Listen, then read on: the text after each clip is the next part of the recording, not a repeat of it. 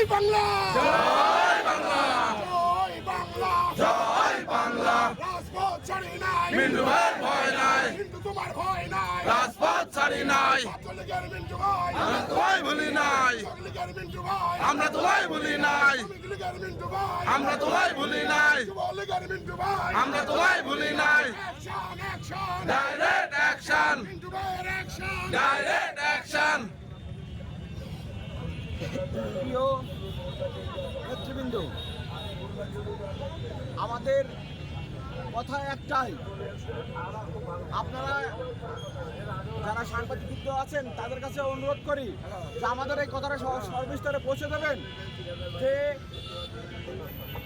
ঝিনাইদহ জেলা আওয়ামী লীগের সাধারণ সম্পাদক, একজন জেলা আওয়ামী লীগের সাধারণ সম্পাদক সরাসরি শেখ হাসিনার ইচ্ছেই তারা হয়।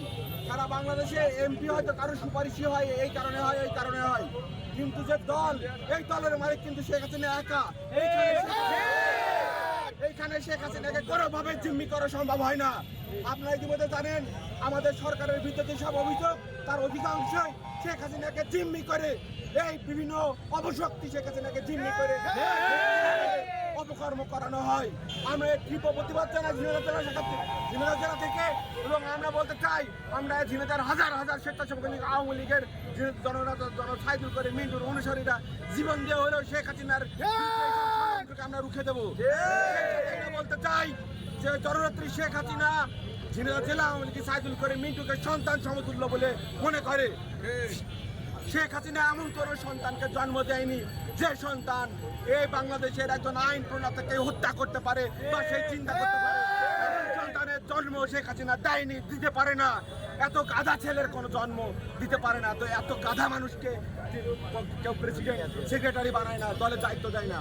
যে একজন সংসদ সদস্যকে খুন করে সে বেঁচে যাবে শেখ হাসিনার হাতের দিকে, এইরকম চিন্তা বাংলাদেশ আওয়ামী লীগের প্রত্যেকটা শাখা, কেউ কোনো দলে তার কোনো সন্তান এরকম মনে করে না যে শেখ হাসিনা কি জিনিস, শেখ হাসিনা আমাদের কি কঠোরভাবে শাসন করেন তা আমরা আওয়ামী লীগের প্রত্যেকটা নেতাকর্মী ইতিমধ্যে অবগত হয়ে গেছি। তাই ভাইরা, এই ধরনের অপরাধ আমাদের নেতা জনাব সাইদুল করে মিন্টু করতে পারে না। বিশ্বাস আপনারা ইতিমধ্যে অবগত হয়েছেন যে আমাদের দোকান মালিক সমিতি ইতিমধ্যে প্রোগ্রাম কর্মসূচি ঘোষণা করেছে।